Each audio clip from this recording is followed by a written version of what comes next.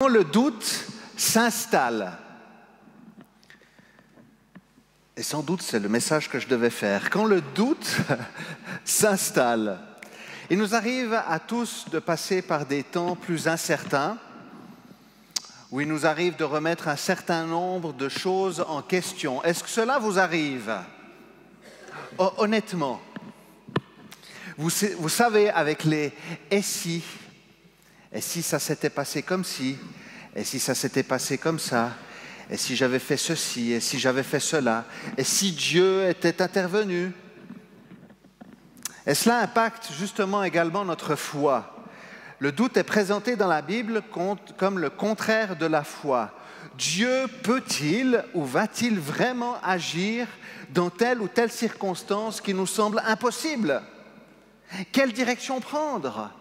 Et nous sommes en tension entre ce que nous croyons et ce que nous ne voyons pas encore, en lutte intérieure entre les promesses de Dieu auxquelles nous croyons et ce que nous attendons encore. Lorsque le doute vient, il arrive en général, il n'arrive pas tout seul, il arrive avec ces wagons de peur, de découragement, de lassitude, et il se nourrit de pensées défaitistes dont nous avons de la peine à nous débarrasser. Je vous propose ce texte qui parle des espions envoyés par Moïse dans le pays promis. Vous savez, les Israélites, le peuple d'Israël est en train de tourner en rond dans le désert. Certains du peuple, beaucoup même, se sont révoltés, ont maugré contre le Seigneur.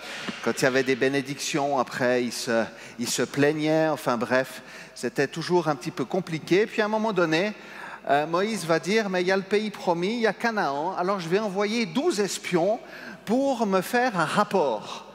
Alors nous arrivons là, dans cette histoire-là, où Moïse est en train d'envoyer ses 12 espions.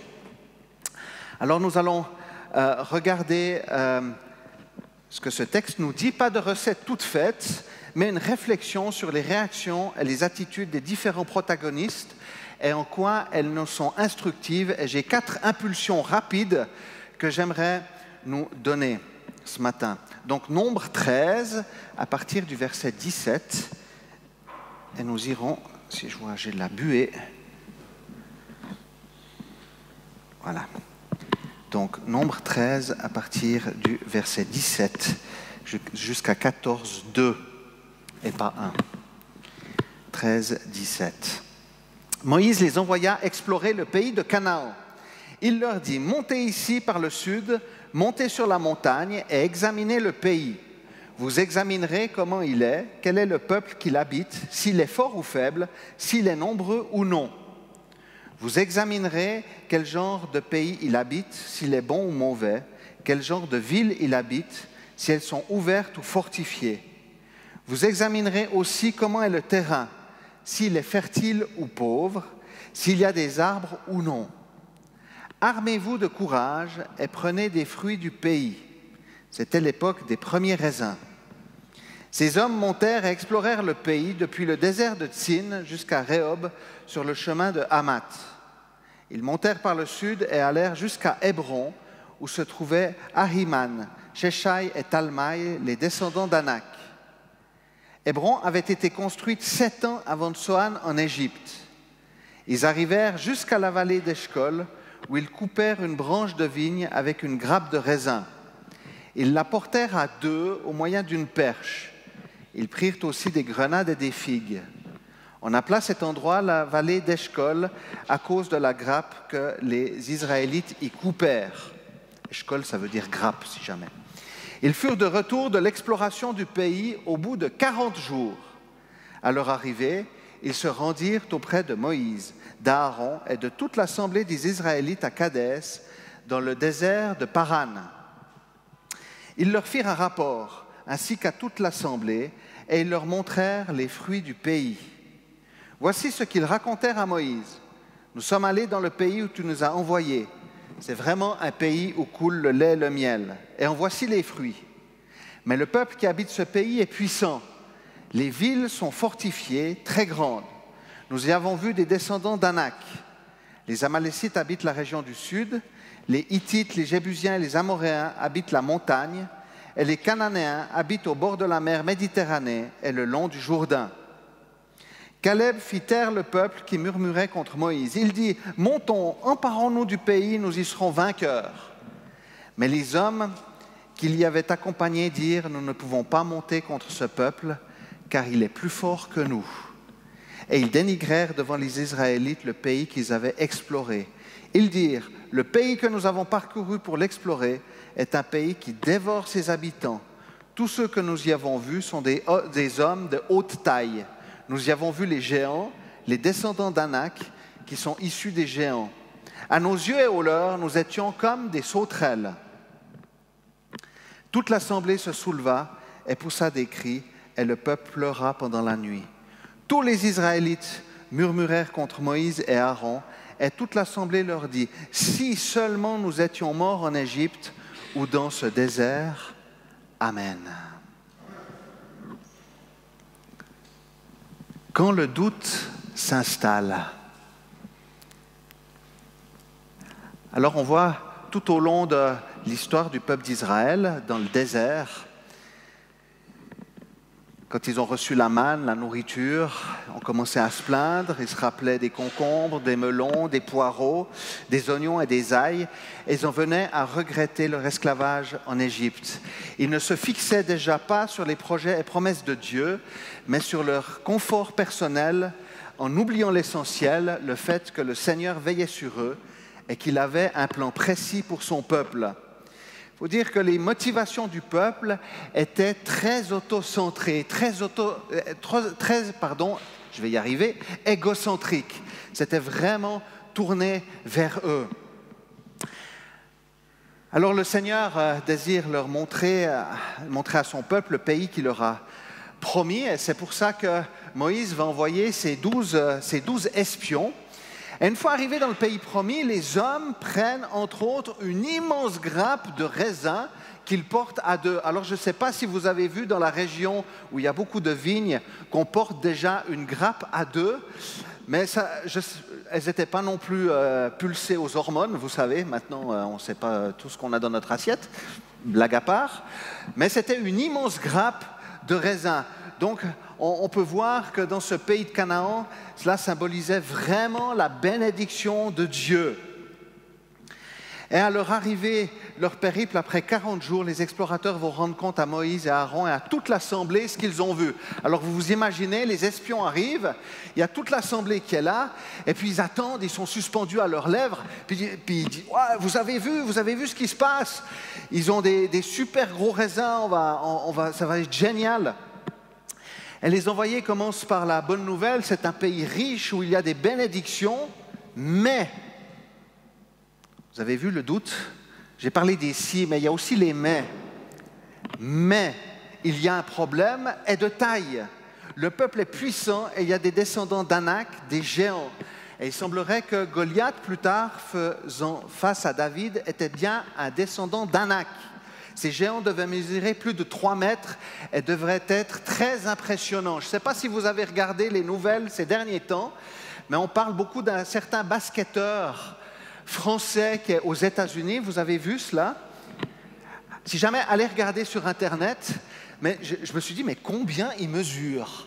Parce que quand vous voyez les personnes à ses côtés, on dirait des nains, excusez-moi, des personnes de petite taille. Il mesure 2,22 m. À côté, Stéphane, il paraît tout petit. Donc on peut déjà s'imaginer, il faisait à peu près entre 3 mètres et 3,50 m. Donc vous voyez un petit peu les pièces que c'était. C'était peut-être avec mes épaules et puis la taille de Stéphane, mais encore avec 2 mètres de plus, enfin 1,50 m de plus. Excuse-moi Stéphane. Ce qu'on regarde grandit. On peut mettre la slide suivante.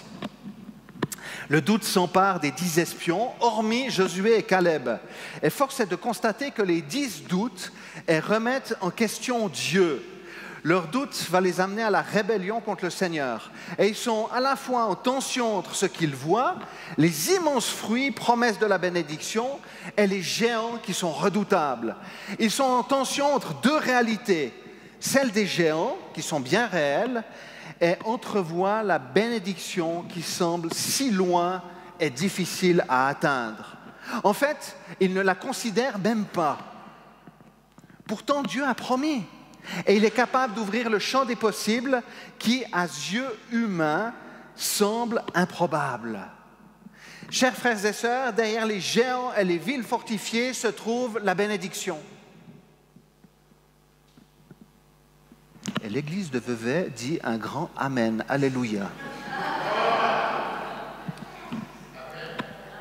Derrière les géants et les villes fortifiées se trouve la bénédiction. Alléluia. Dans notre marche chrétienne, il peut arriver de nous décourager et de douter, à la fois en tension de savoir que nous appartenons au Seigneur, que nous sommes sauvés, et à la fois conscients de nos faiblesses, de nos travers, de nos géants qui font obstacle, ce qu'on regarde grandit. Le danger serait de nous reposer que sur nous et sur nos propres capacités. Je vous donne un petit témoignage. Il y a plus de 25 ans, 27 ans, 28 ans, oula, exactement, j'étais à l'armée. Pas à l'armée, parce qu'il y a quelque chose qui se passe, mais à l'armée, militaire. Vous me suivez? Je n'ai pas très bien vécu. Je dois dire même que j'en ai bavé. J'avais un chef de section qui était un petit peu dur et il m'a dit « Marty, toi tu graderas pas, tu n'iras pas plus loin, etc. » J'étais un petit peu déçu parce que voilà, c'était un rythme qui me déplaisait pas tant, mais enfin j'ai été mis un petit peu de côté, c'était très difficile, j'ai fait tout ce que j'avais à faire dans mes obligations militaires et c'était sans compter sur en fait que le Seigneur derrière avait des plans. Et là où personne ne voyait les capacités, le Seigneur, 28 ans après, a ouvert une porte où je peux faire de l'aumônerie auprès des jeunes qui passent par des difficultés. Je me dis, mais c'est juste impressionnant. En fait, c'est l'œuvre de Dieu. Et on voit des géants, on voit des impossibilités. Jamais personne n'aurait misé sur le fait que je retourne à l'armée un jour. Je suis allé rechercher mes affaires. J'avais l'impression d'être en école de recrues. Ils m'ont donné tout le bazar. Je rentre à la maison, ma femme me dit « T'as quel âge ?» Bon, je sens bien mes 45 ans quand même. Ce qu'on regarde grandit. Le Seigneur a des promesses pour nos vies et c'est lui qui les accomplit, mais il attend à ce que nous avancions en lui faisant confiance. La deuxième chose, nous avons l'image de ceux qui, plein de fois, font tête baissée et qui ne se posent aucune question. Or, ce qui est frappant dans ce texte, c'est que Moïse va avoir des informations précises sur ce fameux pays que l'Éternel a promis. Il ne part pas n'importe comment et il ne manque pas de foi en réfléchissant, en posant les choses. Parfois, on se dit, oui, j'ai la foi, donc comme le bélier, vous baissez la tête, vous courez dans la porte, et vous dites, c'est bon, j'ai la foi, je vais tout défoncer. Est-ce vraiment un comportement de foi ou un comportement de kamikaze ou de personne irréfléchie? Parce que oui, c'est important d'aller par la foi et je crois que Dieu ouvre des portes insoupçonnées et insoupçonnables. Alléluia. Mais je crois aussi que nous sommes appelés à faire preuve de sagesse. Jacques parle dans sa lettre de celui qui doute et qui ressemble aux vagues de la mer, dans Jacques 1,6, que le vent soulève et agite de tous côtés, qui est partagé et instable. Et ce n'est pas un hasard si Jacques demande juste avant de prier pour la sagesse. Le deuxième slide, s'il vous plaît. Sagesse et réflexion dans les décisions. Et on voit que Moïse n'y part pas n'importe comment. Bien sûr qu'il savait que le pays était promis, il ne fait pas manque de foi en envoyant les 12 espions. Il veut juste qu'il puisse y avoir, j'entends, des faits réels où c'est qu'on va mettre les pieds. Mais il sait très bien, il a la foi, que le pays promis, vu qu'il est promis, ils l'auront. Alors nous avons le souci de bien faire, d'être dans la bonne direction, que le tir soit juste. Mais soyons honnêtes, il y a des moments dans nos vies où nous ne savons quelle direction prendre, où nous sommes dans l'expectative et pas encore sûrs où aller. Et j'aimerais vous rassurer avec ceci, parce que ce n'est pas un péché. Ce n'est pas un péché de ne pas savoir, pour l'instant, où nous allons. Ce qu'il serait, c'est de ne pas faire confiance à Dieu, qui est capable d'ouvrir la bonne porte au bon moment. Et c'est souvent là que le combat se joue et que le doute frappe à notre porte. Mais sous prétexte de la foi, certaines personnes refusent la remise en question. Et la remise en question n'est pas un manque de foi. Jésus a dit dans Luc 14, 28, « Si l'un de vous veut construire une tour, il s'assied d'abord pour calculer la dépense et voir s'il a de quoi la terminer. Autrement, si après avoir posé les fondations, il ne peut pas la terminer, tous ceux qui le verront se mettront à se moquer de lui. » L'Écriture nous invite à la sagesse, à la réflexion et au bon sens. Ne partons pas dans telle direction, je parle de choix de vie, si nous n'avons pas reçu une conviction claire. Il arrive que nous ne connaissions pas encore le pays promis, la destination. Alors patience et confiance. Vous savez, on est dans un pays, ou je dirais dans un monde, où tout va très vite et il faut tout de suite choisir. Vous arrivez au magasin, vous êtes à la caisse, vous aimeriez encore choisir un ou deux trucs. En plus, ils vous mettent les bonbons et les chocolats à la caisse. Vous dites, j'aimerais bien encore choisir quelque chose. Et il y a du monde derrière, il faut y aller. Vous êtes au restaurant en train de commander quelque chose, il y a le serveur qui passe. Non, non, on aimerait encore du temps. Et vous voyez qu'il tourne en rond comme un lion en cage et il revient vers vous. J'aimerais la commande. Je ne suis pas encore prêt. Alors vous voyez qu'il commence à fumer des oreilles. Il tourne encore et puis jusqu'à ce qu'il vous oublie pour dire de toute façon il a besoin de tellement de temps pour se décider.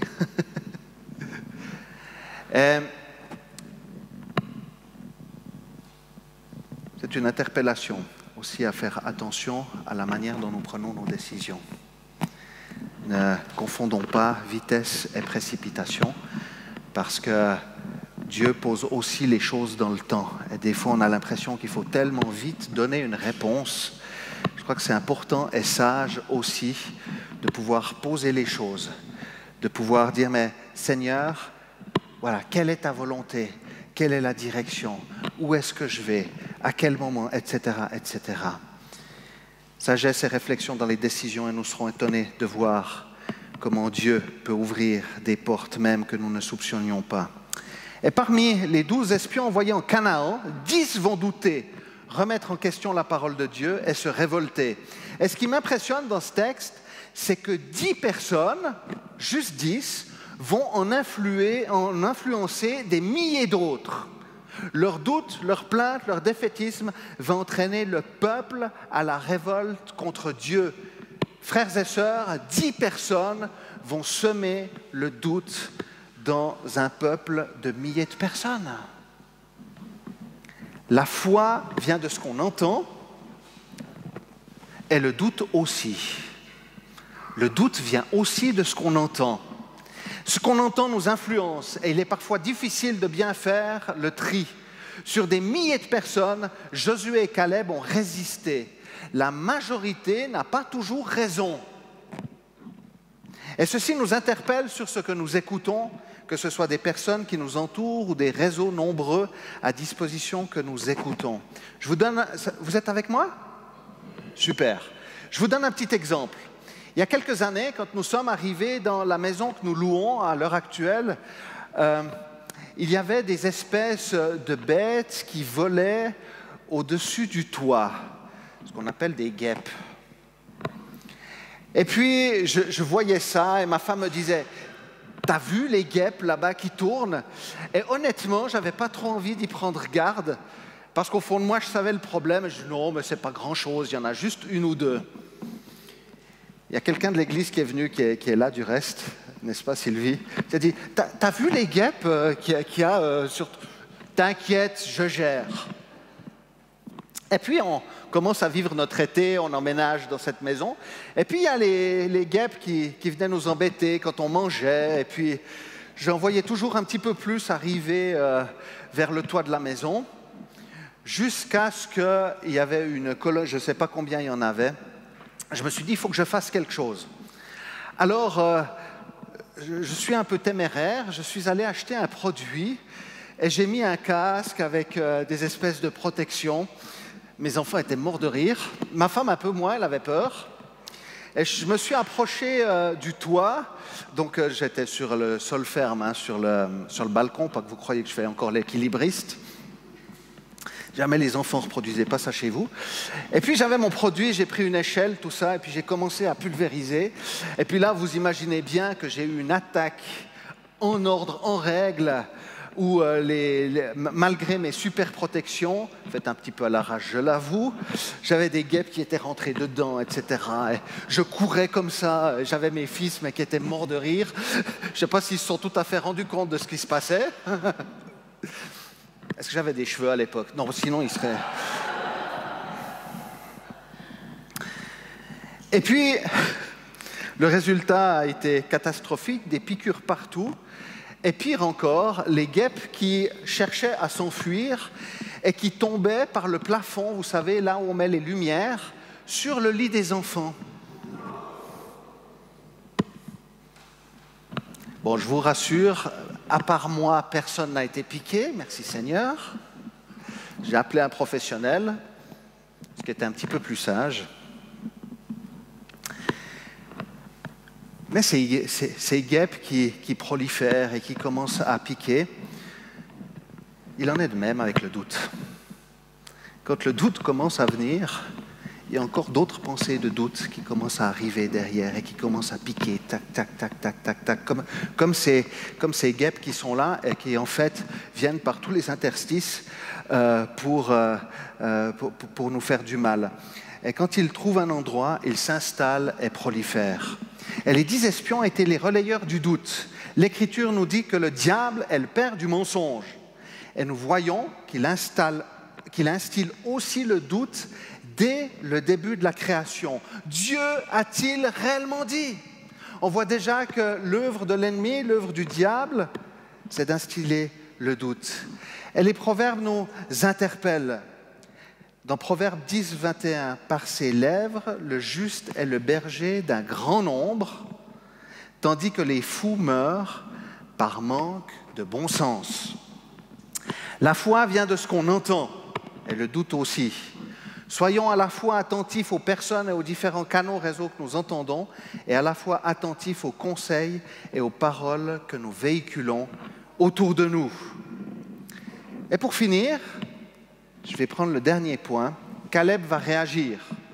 Et Caleb fait taire le peuple en leur disant « Montons, emparons-nous du pays, nous y serons vainqueurs. » Et une précision nous est donnée plus loin, dans Nombre 14, 24. « Quant à mon serviteur Caleb, parce qu'il a été animé d'un autre esprit et qu'il a pleinement suivi ma voie, je le ferai entrer dans le pays où il est allé, et sa descendance le possédera. » Face au doute et à la révolte du peuple, Caleb était animé d'un autre esprit.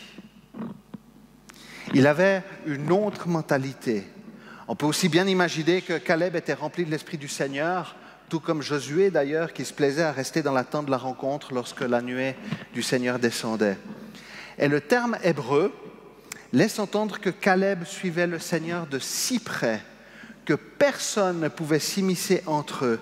Il collait au talon de son maître dans sa marche par la foi. Il n'était pas un adepte de la foi expérience, mais il connaissait la foi en tant que marche. Je m'explique. La plupart des Israélites connaissaient la foi comme expérience. Ils dansent sur le bord de la mer Rouge après son passage à pied sec, mais sont au fond du trou dès qu'il manque des concombres et des oignons. Telle est l'image de ceux qui courent aux expériences de la foi seulement. Si je cours que aux expériences de la foi, à un moment donné, je vais perdre pied. Seigneur désire une relation beaucoup plus profonde que simplement une foi qui se base sur les expériences. Vous avez compris? Bien sûr que c'est important de voir Dieu à l'œuvre.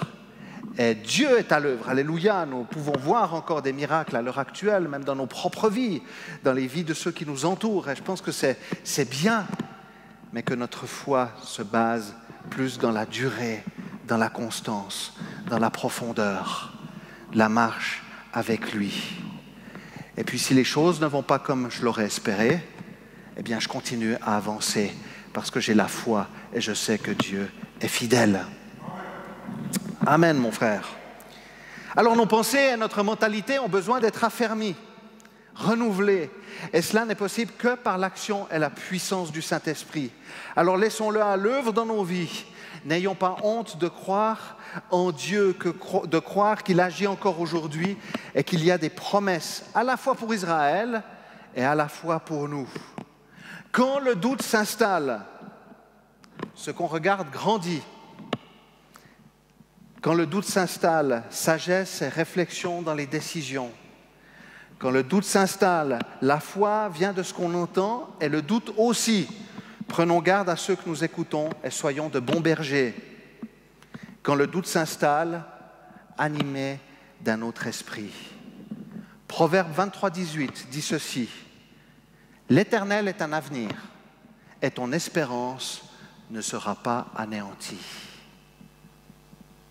L'Éternel est ton avenir et ton espérance ne sera pas anéantie. Amen.